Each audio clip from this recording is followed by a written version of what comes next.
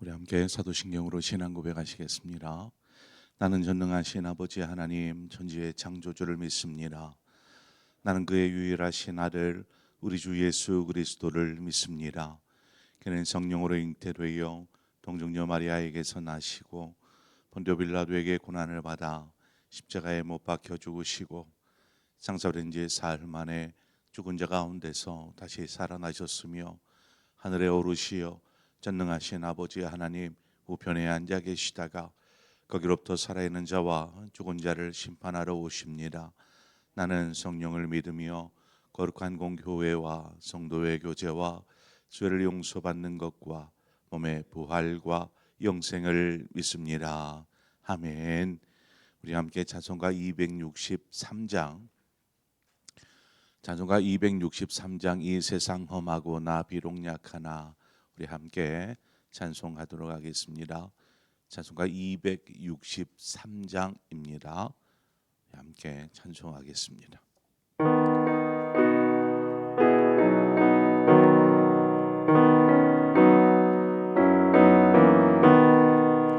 이 세상 험하고 나 비록 약하나 늘 기도 힘쓰면 큰 권능 얻겠네. 주의 은혜로 대속받아서 이와 같이 붉은 죄는 같이 이겠네. 주님의 권능은 한없이 크오니 돌 같은 내 마음 곧 녹여주소서. 주의 은혜로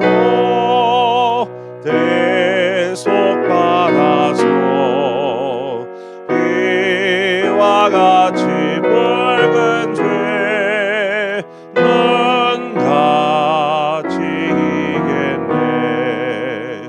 내 맘이 약하여 늘 넘어지오니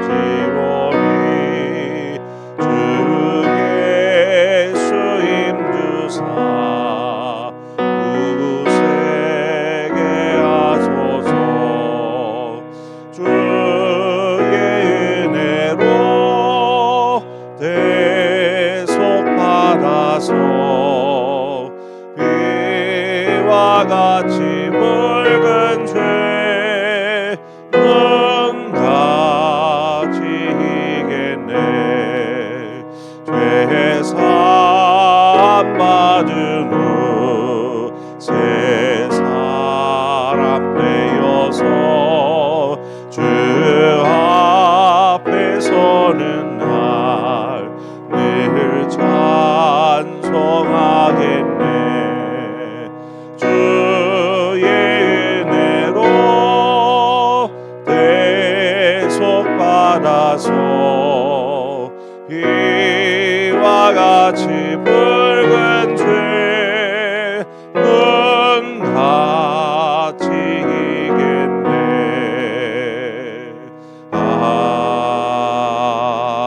아멘. 하나님 말씀 보겠습니다.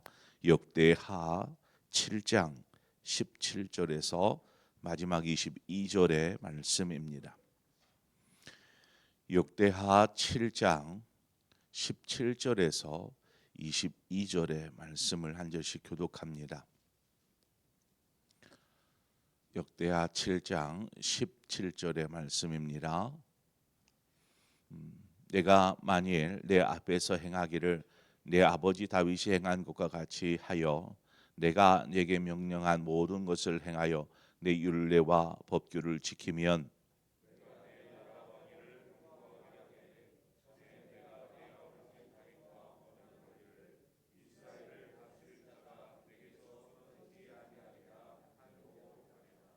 그러나 너희가 만일 돌아서서 내가 너희 앞에 둔 내 율례와 명령을 버리고 가서 다른 신들을 섬겨 그들을 경배하면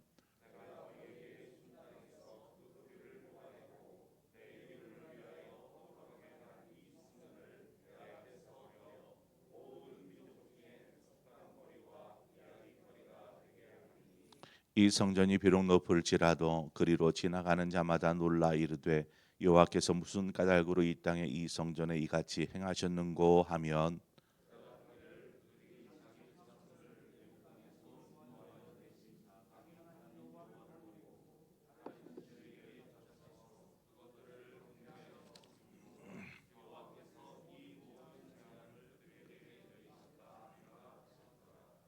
아멘. 성전 낙성식이 마치고 이제 예루살렘 성전을 하나님 앞에 올려드리는 그 모든 제사와 행사가 다 마치고 난 이후에 하나님께서 솔로몬의 기도에 대하여서 응답하신 내용이 이제 앞 시간에도 있었지만 지금 계속 이어지고 있습니다. 17절 18절은 솔로몬의 왕위에 대한 응답입니다. 하나님께서 솔로몬의 아버지 다윗에게 약속하실 때 뭐라고 약속하셨냐면 사무엘하 7장 16절에 내 집과 내 나라가 내 앞에서 영원히 보존되고 내 왕위가 영원히 경고하리라 하셨다 하라. 이렇게 하나님께서 약속하셨습니다. 다윗의 자손이 왕위를 영원히 이어가게 하겠다라는 것이죠. 역사 이래 이런 적이 없었습니다. 어떤 왕조가 시작되어지고 그 혈통이 계속 그 자손의 자손이 이어지는 그런 혈통이 계속 이어지는 그런 왕조가 없습니다. 어느 순간 배신이나 어느 순간 끊기거나 해서 또 다른 어떤 왕이 시작이 되고 이런 일들이 계속 역사 속에서는 반복되었지 한 왕의 그 자손이 대대손손 영원히 여기 보면은 영원히라는 단어를 하나님께 사용하셨습니다. 그러니까 다윗에게 약속하신 것은 영원한 약속이다라는 것입니다. 이 약속이 그러니까 얼마나 대단한지를 알 수 있습니다. 하나님께서 다윗에게 약속하신 이 약속. 그러나 여기에는 한 가지 조건이 있었습니다. 이 조건은 다윗에게도 마찬가지였지만 오늘 본문에 보면 솔로몬에게도 동일하게 이야기합니다. 그 조건이 무엇이냐면 17절에 내가 만일 내 앞에서 행하기를 내 아버지 다윗이 행한 것과 같이 하여 내가 내게 명령한 모든 것을 행하여 내 율례와 법규를 지키면이라는 것입니다. 이것이 너의 왕위가 영원할 수 있다라는 그 조건입니다. 여러분 하나님 앞에서 여기 말씀처럼 율례와 법도 하나님의 말씀을 지키는 것, 율법적으로 온전한 사람은 세상에 아무도 없습니다. 로마서 3장 20절의 말씀처럼 그러므로 율법의 행위로 의롭다 함을 입을 얻을 육체가 없나니 율법으로는 죄를 깨달음이라. 율법을 다 지켜서 온전할 수 있는 사람이 아무도 없다라고 말하고 있습니다. 그런데 하나님께서 왜 이렇게 율법, 율례와 법도와 말씀을 온전히 지키면 너의 왕이 영원하게 해줄게. 그런 불가능한 것을 약속하신 것일까요? 오늘 본문을 보면 알 수 있지만 하나님께서 한 가지 예를 드십니다. 그 예가 무엇이냐면 내 아버지 다윗이 행한 것과 같이라는 예입니다. 다윗처럼 행하면 된다라는 것이죠. 자, 그러면 우리가 또 다윗의 삶을 또 엿보게 됩니다. 실제 다윗의 삶을 보면 하나님의 말씀을 온전히 순종하는 사람이었는가 다윗이 또 그렇지만은 않습니다. 다윗도 하나님의 뜻을 어기거나 또 불순종하고 또 죄를 범할 때도 분명히 있었습니다. 그로 말미암아 다윗도 고난도 받았고 때로는 왕자에서 내려와 도피하는 시간들도 있지 않았습니까? 그럼에도 하나님께서 다윗에게 뭐라고 하시냐면 내 마음에 합한 자라고 부릅니다. 내 마음에 합한 자라. 그것은 다윗이 율법을 하나라도 어기지 않은 그런 삶의 조건들을 만족하였기 때문이 아니라 때로는 다윗이 연약하여서 무너지고 또 넘어지기도 할지라도 자신의 어떤 잘못을 깨닫고 하나님 앞에 돌아서는 것, 바로 그것이었습니다. 다윗이 실수하거나 죄를 범하거나 잘못하였을 때 그가 곧장 하나님 앞에 돌아서는 것이죠. 뭐 스스로 깨닫은 것은 아닙니다. 나단 선지자나 갓 선지자가 그에게 지적하여 주죠. 깨닫게 해 줍니다. 그때 자신의 잘못을 깨닫고는 하나님 앞에 섭니다. 하나님 앞에 서서 그가 하나님, 제가 잘못했습니다 라면서 돌이키죠. 지금 하나님께서 솔로몬에게 말씀하시는 것이 바로 그것입니다. 너 다 지켜야 돼, 완벽해야 돼, 그래야 내 왕이 줄게. 이것이 아니라 내가 다윗처럼 실수할지라도 내 앞으로 돌아서라. 그러면 내가 너의 왕위를 영원히 견고하게 하여 주겠다라는 약속입니다. 17절과 반대되는 구절이 19절에 나옵니다. 19절. 그러나 너희가 만일 돌아서서 내가 너희 앞에 둔 내 율례와 명령을 버리고 가서 다른 신들을 섬겨 그들을 경배하면, 자, 하나님의 말씀을 귀하게 여기지 않고 하찮게 여기는 것이죠.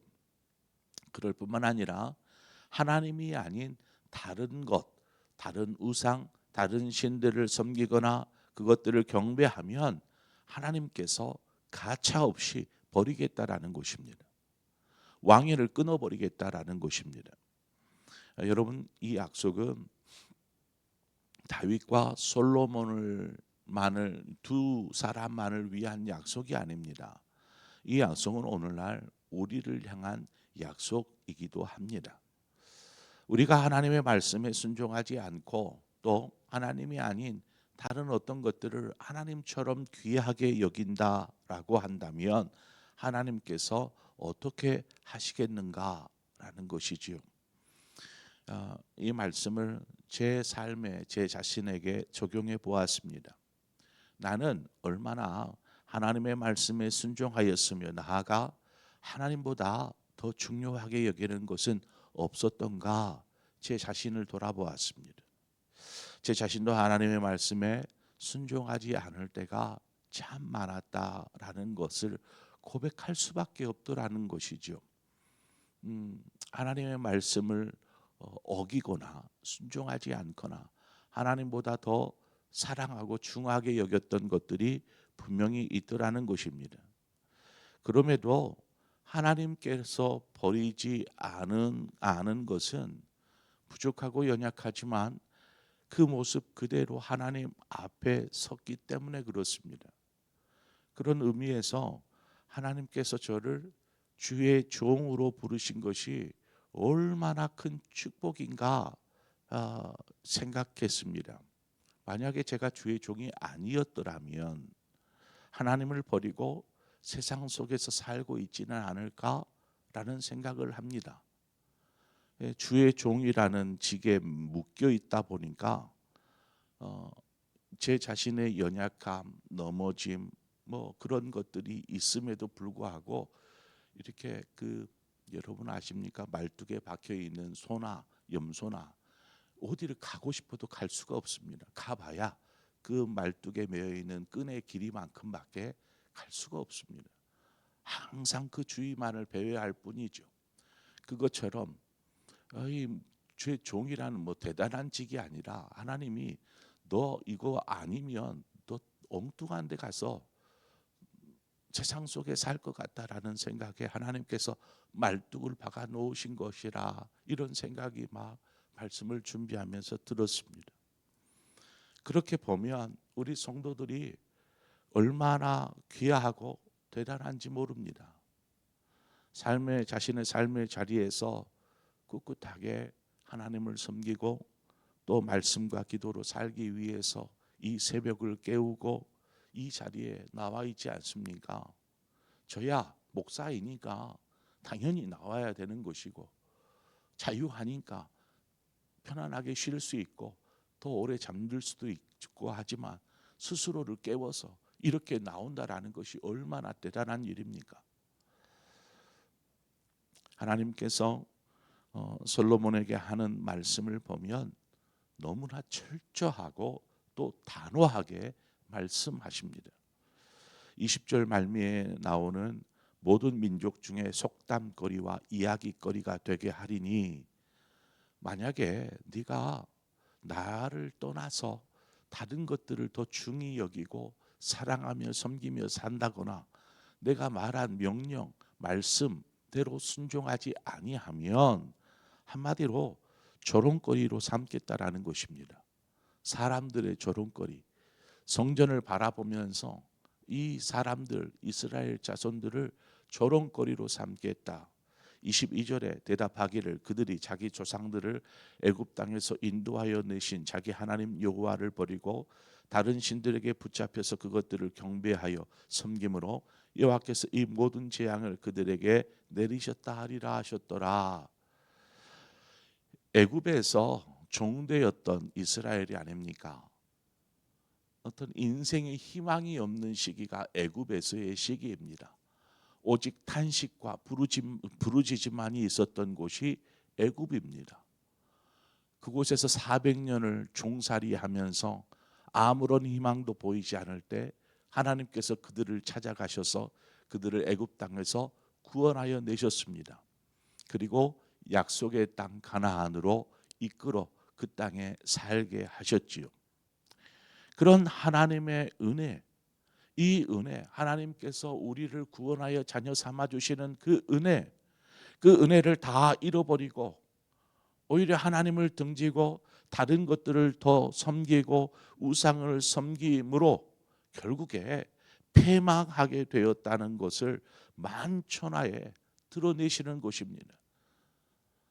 얼마나 부끄러운 일이겠습니까? 그렇게 아름다운 성전을 지었는데 지금 성전 낙성식 성전을 다 짓고 이 새 성전을 하나님 앞에 봉헌하고 바로 하나님께서 이 말씀을 하시는 것입니다.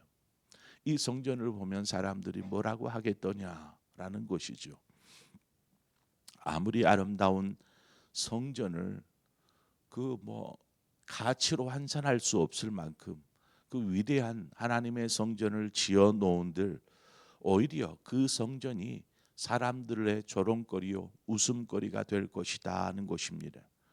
그런데 이 일이 실제로 일어나지 않습니까? 이 일이 바벨론에 의해서 침략을 당하고 예루살렘 성전은 다 무너집니다. 그 아름답던 성전은 돌 위에 돌 하나 남지 않고 어떻게 이제 돌에 이렇게 벽마다 금이 입혀져 있으니까 이걸 다 무너뜨리고 금을 다 벗겨갑니다. 다 벗겨서 녹여서 다 가져갑니다. 그러니 예루살렘 성전이 바벨론이 침공한 이후에 어떤 모양이겠습니까? 이스라엘 성전은 다 무너지고 이스라엘 자손은 바벨론 땅으로 포로로 끌려가지요. 그리고 온 이스라엘이 황폐하게 되어 버립니다. 그것을 바라보면서 이방 사람들은 뭐라고 이야기할까요? 조롱거리로 삼는 것이죠. 이야기거리.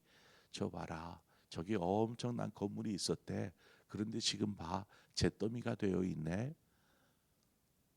이런 조롱거리가 되어버리고 말았습니다.